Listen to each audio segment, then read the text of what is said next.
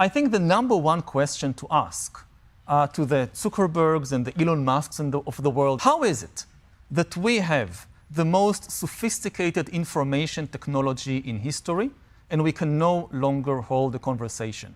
We can no longer talk with each other. That's the big question. And you see it in democracies all over the world. You see it here in the US, you see it in my home country in Israel, you see it in Brazil, in the Philippines, in France. The conversation is breaking down. So what is happening?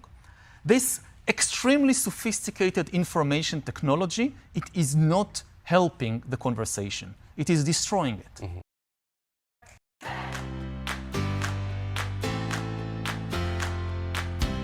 Yuval Harari is saying that there is a big difference between communication and what he believes is the most valuable and highly prized byproduct of communication.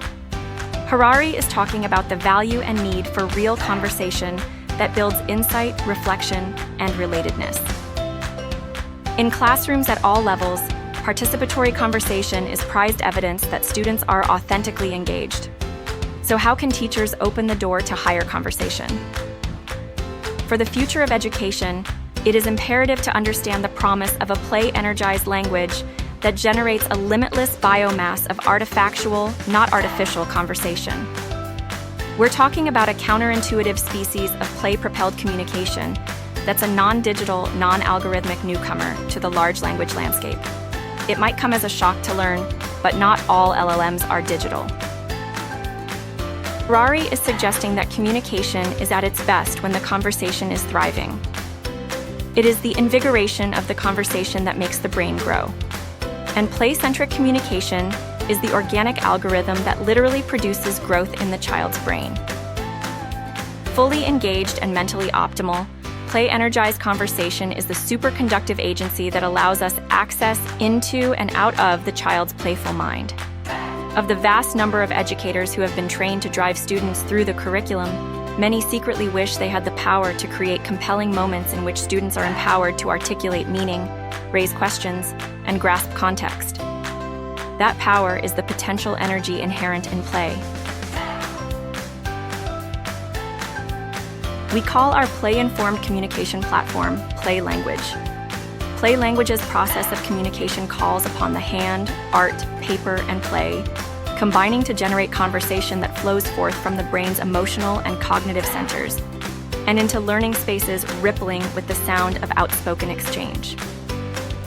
A common med student resource is the Anatomy Coloring Book. In a play-guided grade school classroom, children direct questions to a paper stomach that proudly describes its role in the digestion cycle. Play language is a powerful antidote to shyness and digital overreach. Over time, brains conditioned by play naturally resist mind-controlling devices with messages that dominate so much of modern communication.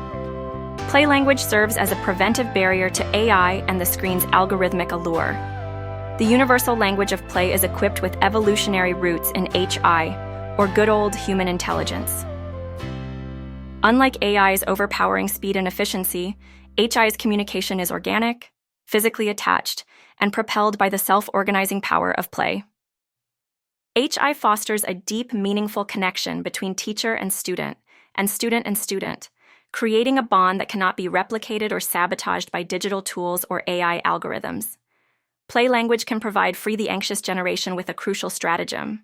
Play needs a home, in schools across the nation, inside the classroom.